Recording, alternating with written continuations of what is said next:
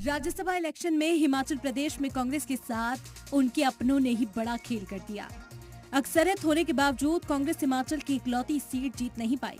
कांग्रेस के 6 और 3 आजाद एमएलए ने बगावत करके अपनी सरकार को मुश्किल में डाल दिया है और अब सीएम सुखविंदर सिंह सुक्खू की कुर्सी पर भी मुश्किल के बादल मंडरा रहे हैं। हालांकि फिलहाल ये मामला टल गया, लेकिन आने वाले दिनों में हिमाचल में अभी और हलचल देखने को मिल सकती है। कांग्रेस जराये का कहना है कि हिमाचल में सरकार बचाने के लिए पार्टी सीएम बदलेगी। पार्टी ने इसके लिए हरियाणा के साबिक सीएम भूपेंद्र सिंह हुड्डा और कर्नाटक के deputy CM DK Shivakumar को ऑब्जर्वर बनाकर शिमला भेजा है। ऑब्जर्वर डीके शिव कुमार ने हिमाचल में सरकार को खैर मुस्तहकम करने के लिए बीजेपी को जिम्मेदार ठहराया। शिव कुमार के मुताबिक इख्तिदार में आने के लिए बीजेपी ये साजिश कर रही है। हालांकि कांग्रेस के अंदर हिमाचल के सियासी ड्रामे के लिए सीएम सुखविंदर सुक्खू को जिम्मेदार ठहराया जा रहा है। कांग्रेस जराये का कहना है कि एमएलए की बगावत का पैटर्न ऑपरेशन लोटस का है, जिसे वक्त रहते सुक्खू भाप नहीं पाए।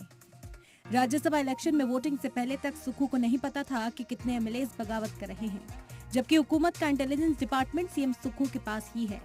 क्रॉस वोटिंग करने के बाद सभी 9 एमएलए पंचकुला चले गए, लेकिन हिमाचल पुलिस उन्हें रोक नहीं पाई, जबकि हिमाचल सरकार का होम डिपार्टमेंट भी सुक्खू के पास ही है। सरकार गिराने का पैटर्न पहली बार कर्नाटक 2019 में देखा गया। जुलाई 2019 में कांग्रेस और जेडीएस के एमएलए ने साइलेंट तरीके से बगावत का बिगुल फूंक दिया। सभी एमएलए कर्नाटक छोड़ तुरंत गोवा चले गए और फिर वहां से महाराष्ट्र सरकार गिरने तक एमएलए ने यहीं डेरा डाले रखा, जिसके बाद फ्लोर टेस्ट में कांग्रेस और जेडीएस की सरकार गिर गई और बीजेपी ने सरकार बना ली। 2022 में मध्य प्रदेश में राज्यसभा की 3 सीटों के लिए इलेक्शन का ऐलान हुआ। कुछ दिन बाद ही कांग्रेस के 27 एमएलए गुपचुप तरीके से कर्नाटक भाग गए। सभी एमएलए ज्योतिरादित्य सिंधिया खेमे के थे। कर्नाटक पहुंचने के बाद एमएलए ने अपने ओहदे से इस्तीफा दे दिया, जिसके बाद कमलनाथ की सरकार गिर गई और बीजेपी ने सरकार बना ली। इसी तरह महाराष्ट्र में 2020 में एनडीए सरकार गिर गई और बीजेपी ने सरकार बना ली। तो वहीं 2016 में अरुणाचल प्रदेश के 40 कांग्रेस के एमएलए ने बगावत कर दी और बीजेपी की सरकार बन गई।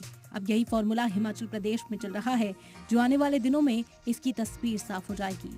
इसीलिए कहा जा सकता है कि कांग्रेस जीत कर भी अपनों की बेवफाई से हार जा रही है, जिसकी भनक कांग्रेस के हाईकमान को काफी देर के बाद मिलती है।